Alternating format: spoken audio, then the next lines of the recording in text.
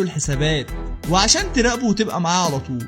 وبتطلع شيا اللي صورته وكانت السبب انه يتحبس، وبتبقى رافضة تشتغل معاه، بس وانج بيصمم انها تشتغل معاه عشان يعرف ينتقم منها لانها كانت السبب انه يتحبس. ووانج بيروح هو وصاحبه تشانج للخزنة عشان يستلم الفلوس، ولما بيشوفوا كمية الفلوس بيفقدوا وعيهم من المنظر، وبيروحوا بنك بفلوس كتيرة جدا، وبيشغل كل الامن اللي في البنك معاه بمرتب كبير جدا، ورجال الامن بيكونوا طايرين من الفرحة. بعدها بيروحوا النادي الدرجة الثالثة اللي كانوا بيلعبوا فيه، وبيقولوا انه هيشتري النادي كله وهيجدده، بس المدرب واللعيبة كلهم بيتريقوا عليه.